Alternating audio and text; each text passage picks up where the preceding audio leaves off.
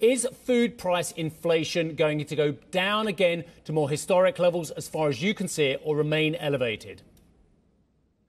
Very important question, and we have seen food price inflation come down somewhat already, albeit not to the levels pre-pandemic and towards the latter half of the previous decade. I also see a more nuanced picture going forward. I see more choppiness.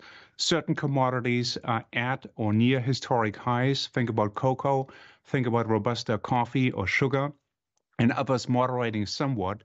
So I think the summary view from your section before, which is lower but not back to the pre-inflation levels, I think that's a fair summary.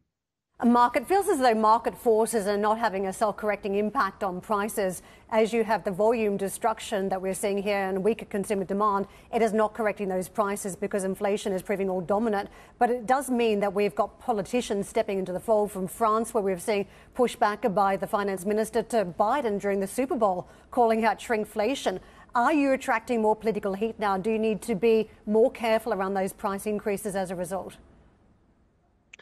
Again, I think the situation we saw in 22 and 23 was literally a 1 in 50-year event, and hence, obviously, yes, it catches attention from all corners.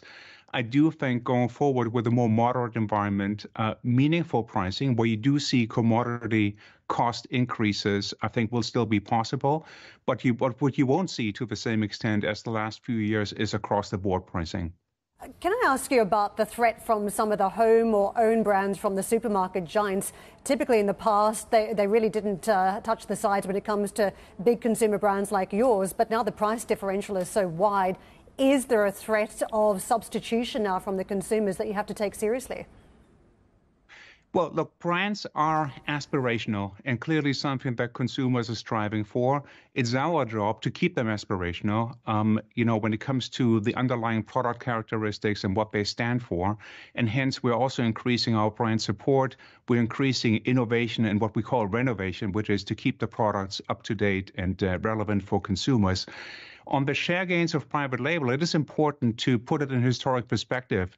At the beginning of the COVID cycle, private label did lose quite a bit of market share across the board. Their supply chains were not as stable as the ones with branded manufacturers. And I think now towards the back end, and especially during this inflation period, they were gaining some of that back.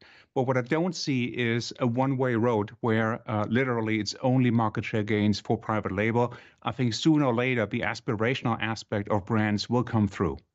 Mark, where consumers are willing to spend money seems to be around pets, coffee and children when it comes to infant nutrition. How strong are these categories and what do you see in future? Well, for us, of course, pet and coffee are very strong growth categories, categories we invested in over the years.